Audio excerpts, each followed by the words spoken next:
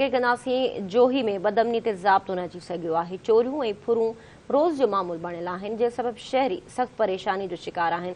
शहरियुनि जो चवणु आहे त कुझु ॾींहं अॻु जवाबदार सहाफ़ी मंसूर गारी जी मोटरसाइकिल चोरी करे विया।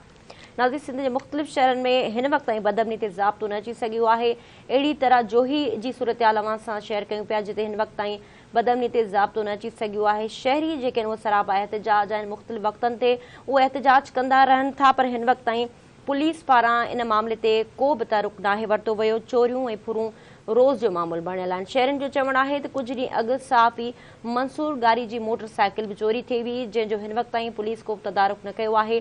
नाज़रीन, मां सां ज़िक्र कयूं पिया, जोही में बदमनी ते हिन वक़्त ताईं ज़ाब्तो न अची सघियो आहे। इन जी वधीक तफ़सील मालूम कयूं था। जान मोहम्मद गारी असां सां लाइन ते मौजूदु आहे।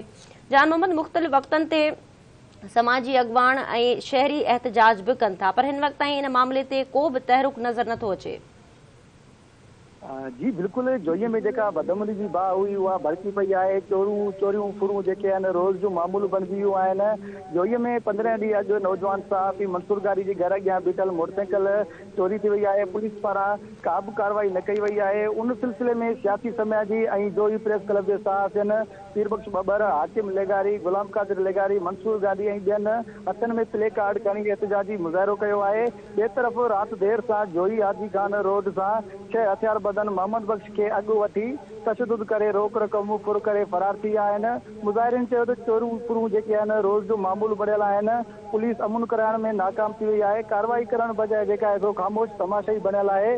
मुज़ाहिरीन IG सिंध, DIG हैदराबाद ऐं आला अख़्तियारनि खां मुतालबो कयो आहे त जोई जे पुलिस जे ख़िलाफ़ नोटिस वठी ऐं जेको सहाफ़ी मंसूर गारी जी चोरी थियल मोटरसाइकिल वापसि कराई वञे। जी जान मोहम्मद, वरी महिरबानी तफ़सील लाइ आगाह करण लाइ। नाज़रीन, जान मोहम्मद असांजी सूरतहाल बाबति आगाह कयो। जोही में हिन वक़्त ताईं ज़ाब्तो न अची सघियो आहे। चोरियूं ऐं फुरूं रोज़ जो मामूल बणियल आहिनि।